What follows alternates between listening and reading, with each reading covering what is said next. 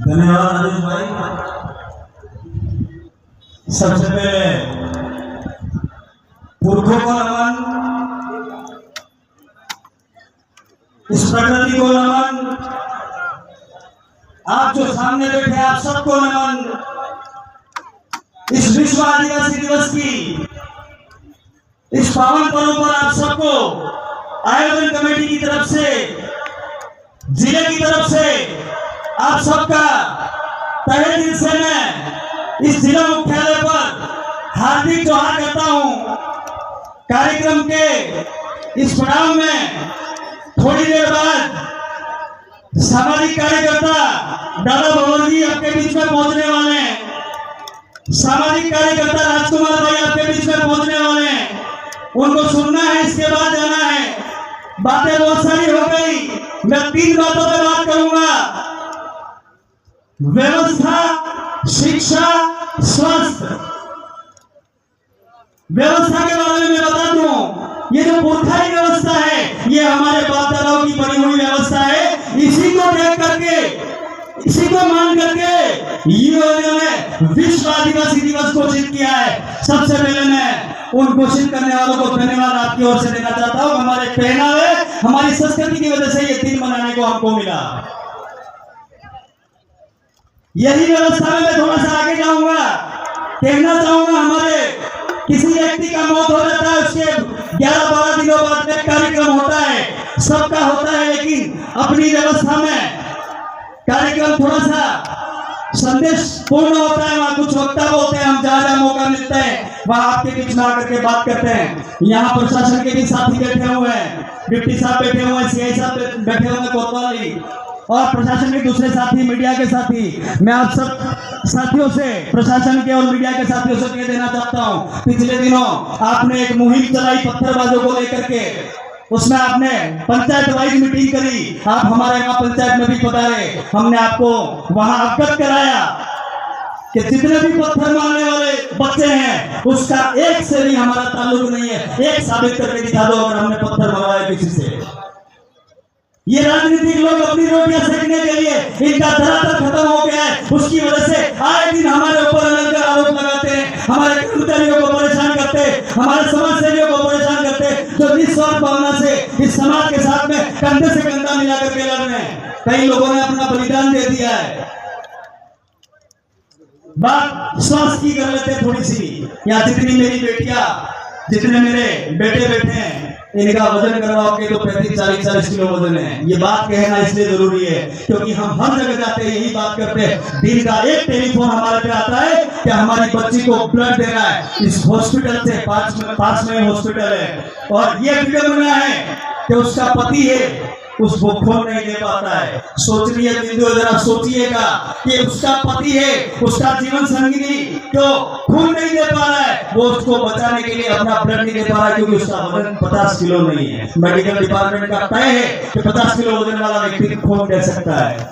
ये कहने का मतलब ये है कि हमारे बेटियां जितनी स्कूल जाती है, बेटे जितने स्कूल जाते हैं, ये वक्त ऐसा है खुद को मजबूत करने का, लड़ाई लड़ने का। आप सवेरे उठ करके भूखे ही स्कूल चले जाते हो। इस मंच के माध्यम से मैं आप सबसे निवेदन करना चाहता हूँ, मेरी बेटियों से निवेदन करना चाहता हूँ, कल से आप भूखी नहीं जाएंगी, दबा करके खाना खाएंगी। कम से कम दिन में 3 टाइम खाना करके मजबूत रहोगे तो सिस्टम से लड़ पाओगे। सिस्टम मारने पे उतारू हो गया है, चाहे वो केंद्र का हो, चाहे वो राज्य का हो। मैं किसी पार्टी को इस मंच के माध्यम से गाली नहीं देना चाहता हूँ। अगर ये जितनी सरकारी योजना देनी ही है, आप वन विभाग के अंदर दीजिए। क्या कारण है कि आदिवासी निवास में रहता है वहीं आपकी योजना को देते हैं? ये कहने का मतलब इसलिए, मेरी पंचायत का मसला था वन विभाग की जमीन को लेकर के वहाँ पंचायत भवन बनवा रहे हैं हम लोग। तो ये जितने पावर प्लांट आते हैं, जितनी भी स्कीमें आती है सरकार की, ये इस वन विभाग के क्षेत्र के अंदर सरकार क्यों नहीं लगा सकती है? अडानी अंबानी को दे सकती है, तो यहाँ देने में क्या होता है इनको? अरे कुछ पूंजीपतियों के लिए आप लोग काम करने में उतारू हो गए, कुछ लोगों के लिए उतारू हो गए। इस देश से आदिवासियों को खत्म करने की मुहिम चालू कर दी इन लोगों ने। ये विश्व आदिवासी दिवस के लिए इसलिए कह रहा हूँ, पूरा विश्व इस व्यवस्था के अनुसार चलता है। एक बहुत बड़ा गंभीर मसला हमारे समाज में, वो फिर कह देना चाहता हूँ, जहां जहां मौका मिलता है हम लोग कहते हैं पोक्सो।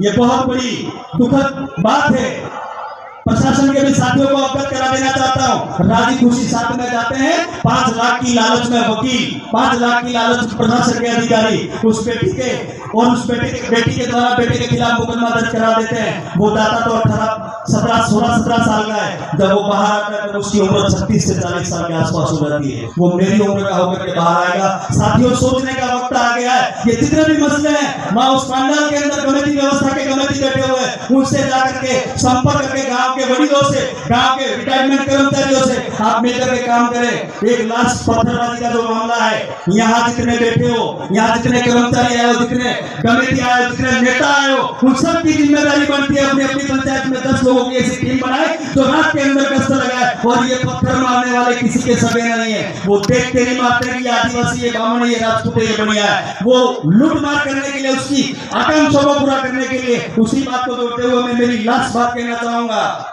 सरकार बहुत सारी स्कीमें देती है, पंचायत के माध्यम से, प्रधान कोटे से, एमएलए कोटे से, सांसद कोटे से बहुत सारी स्कीम्स देती है। फ्री की रेवड़ी बढ़ती है, सब पिछले चुनाव में चला। अगर देना ही चाहती है सरकार, अनाज तो हम पकाने वाले लोग हैं, खाने वाले लोग हैं। अगर देना ही है, हर घर में एक बेटा पड़ा हुआ है, हर घर में एक बेटी पड़ी हुई है, उसको नौकरी दे दीजिए बिना कंपटीशन के। अगर आपको देने का ही शौक है, वो देना ही चाहते हैं, आदिवासियों का भलाई करना चाहते हो, हम बेटी ट्रेनिंग करके बैठा हुआ है, उसको नौकरी दे दीजिए, यहाँ की समस्या खत्म हो जाएगी। बहुत सारी बातें दोस्तों करने को मन करता है। आज जो कार्यक्रम में हमने एक आयोजन कमेटी और हमने एक तय किया था, बड़े डीजे के गानों पे हम लोग डीजे के गाने को हम लोग यहाँ नहीं प्रस्तुतियां करवाएंगे, लेकिन जिनका कार्यक्रम रह जाए वो मायूस मत होना। अक्टूबर महीने के अंदर बेंटा के अंदर कार्यक्रम है, वहाँ हम रात्रि कार्यक्रम में सारे सांस्कृतिक कार्यक्रमों को मौका दे देंगे, इसलिए आप निराश नहीं होए। लास्ट एक और बात है, आज से ये प्रण करके जाइएगा, जो भी मेरी बेटियां, बेटे और बड़े बेटे हैं, बड़ों का सम्मान करिएगा। ये आपका अंकल है, ये आपका बड़ा भाई है, इस व्यवस्था पे चलोगे, सम्मान करोगे।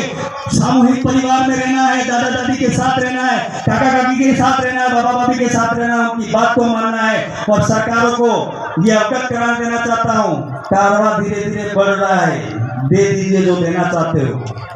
कारवां धीरे धीरे बढ़ रहा है, दे दीजिए जो देना चाहते हो। संविधान के अंदर रहकर के हम हमारी लड़ाइयां लड़ेंगे, संविधान के दायरे में रहकर के हम हमारा काम करेंगे। और हम पे ये दोनों राजनीतिक पार्टियों को कह देना चाहता हूँ, वो जो आरोप लगा रहे हो आप लोग, उन आरोपों का जवाब हम दे सकते हैं, लेकिन हम हमारी ऊर्जा व्यर्थ नहीं करना चाहते हैं। हम हमारे समाज को इकट्ठा करने की बात कर रहे हैं, मुस्लिम कम्युनिटी को साथ देने की बात कर रहे हैं, एससी कम्युनिटी को साथ देने की बात कर रहे हैं, दलित पिछड़ों को साथ देने की बात कर रहे हैं। पूरे भारत के अंदर आज एक आवाज गई है, संसद भवन के अंदर आदमी बोलता है, लोक विधानसभा के अंदर एक आदमी बोलता है, वो आपकी आवाज वहां बुलंद हो गई है। अभी तो कुछ लोगों के होर्डिंग पे फोटो लगे, आज देखता देखता है। पिछले टाइम क्या हुआ था भैया, 5 साल पहले क्या हुआ था, अब तो आपको समाज भी याद आने लग गया, अब आपको समाज भी दिखने लग गया, आप बोलने लग गए। अरे हमारे लोग वहां नहीं गए होते, नहीं जाते, तो आप लोग कहां से बोल पाते। बढ़िया है, कम से कम बोलने तो लगे। हम तो ये कहना चाहते आना, ये तो एक मंच पर आ जाइए। ये आदिवासी परिवार का बहुत बड़ा कारवां बढ़ता जा रहा है। एक दिन कम से कम पार्टी छोड़ दीजिए, डंडे छोड़ दीजिए, हमारे साथ कंधे से कंधा मिला करके आकर के खड़े रहिए। आपको समाज सम्मान देगा, मान सम्मान दे देगा। इन्हीं बातों को कहते हुए धन्यवाद। जय जोहार, जय आदिवासी। एक नारा लगवाऊंगा, मान रहे सम्मान रहे, बिल प्रदेश का मान रहे। पीछे वालों को बिल प्रदेश को मान नहीं देना है। अरे मान रहे सम्मान रहे, बिल प्रदेश का मान रहे। आवाज दो, अरे आवाज दो। अभी तली अंगड़ाई है, फिर मिलेंगे, फिर बात करेंगे। खुश रहना, आबाद रहना। जब भी मिलेंगे समाज के लिए बात करेंगे। जब तक इस शरीर के अंदर आखिरी खून का कतरा बचता है, तब तक इस कम्युनिटी के लड़ते रहेंगे। धन्यवाद, जय जोहार। बहुत बहुत धन्यवाद।